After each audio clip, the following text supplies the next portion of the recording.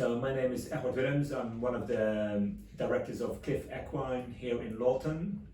I've been specializing in equine orthopedics since 2003 and gained my diploma in equine sports medicine in 2016. What do you do on a daily basis?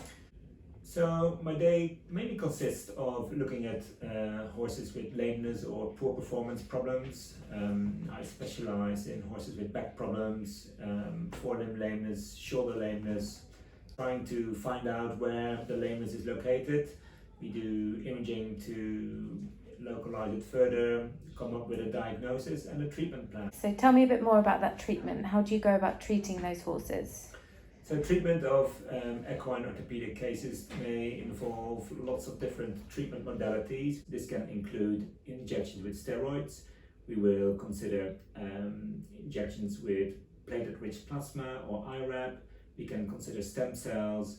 We will consider surgery if necessary. We can consider shockwave, mesotherapy, laser treatment. Of course, remedial farriery, so the shoeing and trimming is really important, and we will consider physiotherapy. We also do surgery, so not only do we do the poor performance workup or diagnose the lameness, but we also then try to treat it. And one of the ways of treating a joint or a tendon sheath problem is by going in with a small camera, which is called keyhole surgery or arthroscopy or tenoscopy. This will mean that we instill a small camera into the joint or tendon sheath, and then also with the aid of further instruments we can then try to debride or treat any lesion that may be there, remove any bone chips that may be there, and whatever else we encounter within those spaces. What is PRP?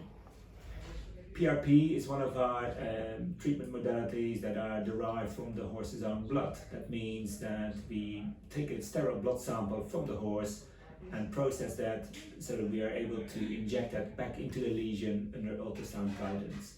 PRP is the horse's own natural way of dealing with injury, and the healing properties of that substance are particularly useful in tendons and ligament injuries, where the normal blood supply is quite often very poor, and therefore we help nature by injecting some of those healing properties of the blood back into that ligament or tendon. What's the most interesting lameness case you've come across?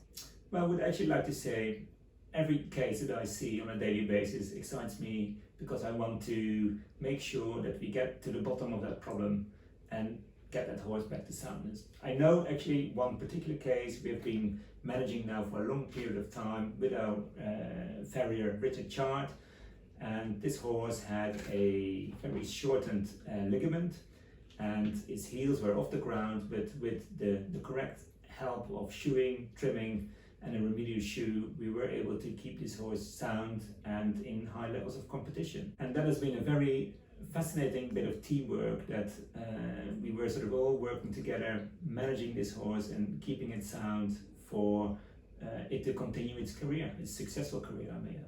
So what advice would you give to horse owners? So we see horses from a lot of different backgrounds. We see a lot of different types of horses, and that may be that they are more your family pet. They are really sort of high performance sport horses. They can be race horses, they can be eventers, they can be anything.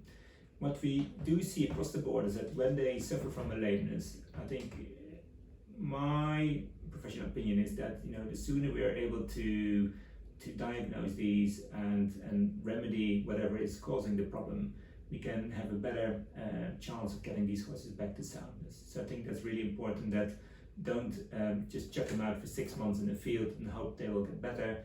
Try to come a little bit sooner. I don't need them straight away, but you can give them a little bit of time off. That's obviously fine, but just don't chuck them out for 6 months and hope it will get better, because quite often they don't.